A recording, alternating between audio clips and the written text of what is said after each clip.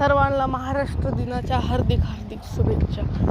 आणि विसरला तर नाहीत ना मला, म्हणजे 105 सबस्क्रायबर काय झालेले, मात चढलाय माणसाला, व्हिडिओ टाकला गेलाय, शिव्या घालत असाल मला का नाही? तसं काय नाही, आपला विषय तसला काय नाही. आपण तर जरा विचार करत होतो काय टाकायचं.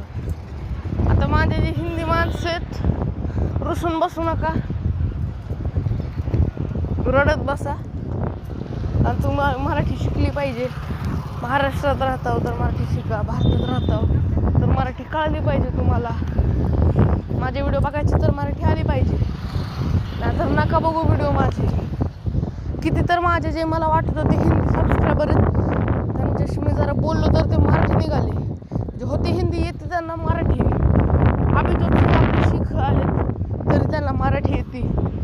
ब्रह्मऋषी पुत्र आपले इंस्टाग्रामचे फॉलोअर आहेत, चांगले मित्र, त्यांना सुद्धा मराठी येते. आणि आपण बसलो इथं राज ठाकरेच्या नावाने बोंबा मारत, हा माणूस सक्ती करतो. आणि भाई रताळ घ्या. आज एक मी आहे विसरलोच. आज आपल्या महाराष्ट्र मध्ये मुंबई आली. आपण स्वतः महाराष्ट्रीयन म्हणून जे आपण लिहितो आपल्या बायोमध्ये, ते आपण 1960 1 मेला आपण महाराष्ट्र आपला स्वतंत्र झाला.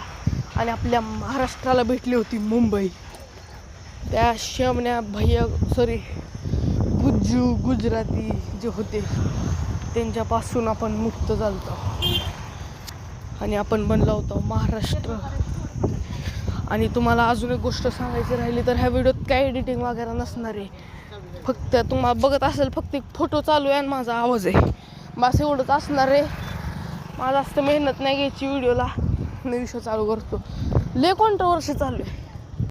सगळेजण म्हणत होते 2026 हा चांगला वर्ष आहे, चांगला, खूप चांगला असं वर्ष आहे, असं सगळे म्हणत होते. पहिल्याच महिन्यात आपले राष्ट्रवादी काँग्रेसचे नेते अजितदादा वारले. हो, अजितदादा पहिल्याच महिन्यात वारले. फेब्रुवारी महिन्यात पण अनेक वाद झाले, मार्च महिन्यात अनेक वाद झाले.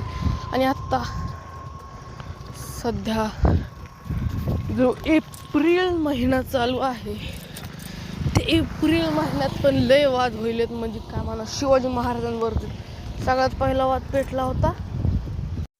आधी सगळ्यात आधी NCERT जैन बाबा आले, NCERT आले, आणि त्यानंतर मग पुढचा जो वाद आहे तो झाला.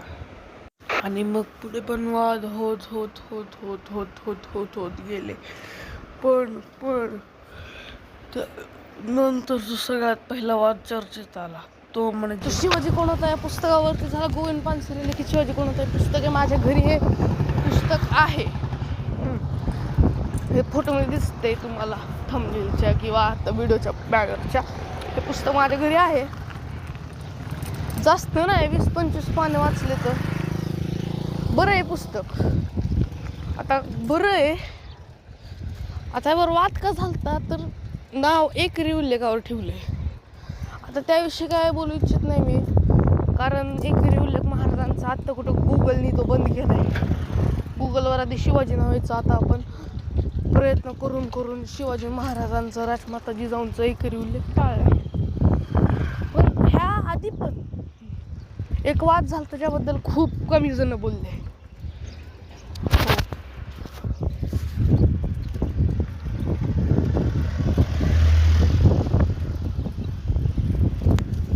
ह्या आधी एक वाद झाला तो होता NCERTने 8वीच्या इतिहासाच्या पाठ्यपुस्तकातून मराठा साम्राज्याचा नकाशा काढून टाकला. म्हणजे तंजावर तर पेशावर अटक असं आपलं मराठा साम्राज्य जे होतं त्याचा नकाशा हे NCERTवाल्यांनी काढून टाकला. आणि तुम्हाला आशिष भारद्वाजची माहिती असेल, मी अनेक व्हिडिओमध्ये त्याला टॅग केलं आहे. मी त्यांचा खूप फॅन होतो. पण फक्त काही व्हिडिओज पुरतात. सगळे व्हिडिओ बघितले की मला कळलं काय नाही, माणसात काय नाही पडली. का तर हा निघाला भाजप पक्ष जो आहे त्यांच्याकडून. म्हणून हा खूप कमी विषयांवर बोलला. हा फोटो दिसतोय का तुम्हाला? ह्याच्याबद्दल पण त्याने काहीच नाही बोललं. म्हणजे काय म्हणावं तुम्हाला, शिवाजी महाराजांच्या पुतळा भाजपचाही घातला जातो, हा काय बोलत नाही. परत अजून अनेक गोष्टी होतात, काहीच बोलत नाही. असं कसं? फक्त APJ अब्दुल कलाम महान असं म्हणून तुम्ही हे नाही होऊ शकत भाजपच्या बाहेरचे. आम्हाला माहिती तुम्ही कसलं काय काय करता. तरी बेवगाच खोटी शिवभक्ती दाखवायची.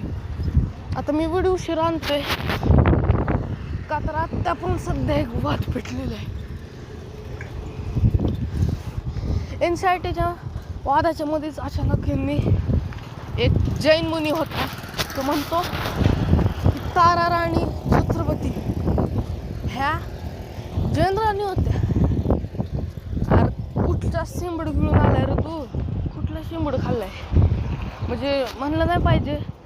असतील मुनी त्यांच्या घरी, हे महाराष्ट्र आहे.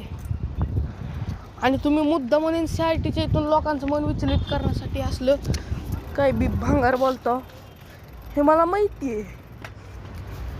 नेहमीच आपण एक मोहीम ठरवली की आधीमध्ये असले माणसं येतच राहतात. ठीक आहे, विषय संपला. आपले जे मराठी बांधव आहेत जसं की जाधवराव, XE, त्यासोबतच अनेक लोक आहेत, त्यांनी ह्याबद्दल बोलले, विरोध केला, विषय संपला. मग परत गोविंद पानसरे आणि त्यानंतर मध्येच एक माणूस आला. त्या माणसाचं नाव होतं बागेश्वर धाम. तो बागेश्वर धाम येऊन काय म्हणतो, तो बागेश्वर धाम येऊन काय म्हणतो की आपले छत्रपती शिवाजी महाराज युद्धाहून येतात, थाकतात, त्यांचा डोक्यावरचा मुकुट असं तो म्हणतोय, मुकुट काढतात, ठेवतो आणि मग ते मुकुट काढून रामदास स्वामींच्या चरणाशी ठेवतात. म्हणतात तुम्ही आमचे गुरु, आम्ही तुमचे शिष्य, राज्य झालं तुमचं. उगाच काही पण. ह्याच्या किमान 2 वर्ष आधी जग्गा वासुदेव, ज्यांना की तुम्ही सद्गुरू म्हणून ओळखतात, त्यांची ईशा फाउंडेशन म्हणून संस्था पण आहे, त्यांनी सुद्धा म्हणलेले की शिवाजी महाराज एक चिठ्ठी लिहितात, रामदासांच्या ते झोळीत चिठ्ठी टाकतात.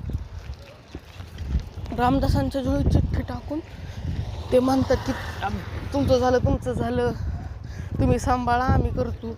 रामदास आणि ते जातात भीक मागायला. हो, असं म्हणलं ते की रामदास आणि ते भीक मागायला जातात आणि मग भीक मागून रात्री जेवण करायची वेळी रामदास त्यांना त्यांच्या झोळी देतात, भगवी झोळी, भगवा झेंडा. ठीक आहे, विषय क्लोज, संपला विषय. आणि आता ह्याचं मी निष्कर्ष सांगतो. ही गोष्ट सगळ्यात पहिलं कुणी लिहिली तर रामदास स्वामी यांचे थोरले बंधू यांचा खापर पणतू यांनी एक बखर लिहिली. त्या बखरीत तिने असलं लिहिले काय